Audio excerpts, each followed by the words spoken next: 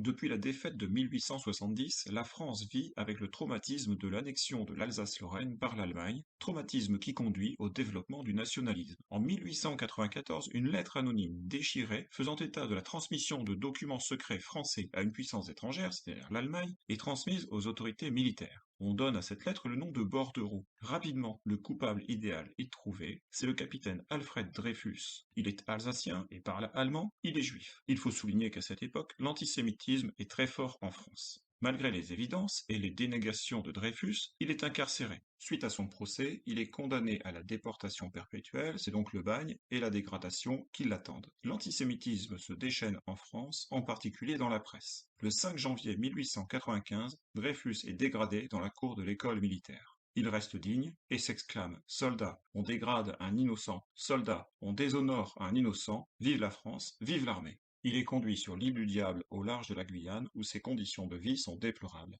À Paris, ses partisans, qu'on appelle maintenant les Dreyfusards, poursuivent leur combat, en particulier son frère, alors que l'armée française fabrique de fausses preuves de la culpabilité de Dreyfus. C'est le lieutenant-colonel Picard qui démasque le vrai coupable, le commandant Esterhazy. Picard est muté, puis emprisonné, et Esterhazy, quant à lui, s'exile en Angleterre. La France se déchire entre Dreyfusards et anti-Dreyfusards. Le 13 janvier 1898, le journal L'Aurore publie sur 6 colonnes en première page une lettre de Zola au président de la République, lettre qui commence par le célèbre J'accuse. Au lieu des 30 000 exemplaires que vend le journal quotidiennement, L'Aurore se vend ce jour-là à 300 000 exemplaires. Zola veut être inculpé pour diffamation et pouvoir ainsi prouver l'innocence de Dreyfus.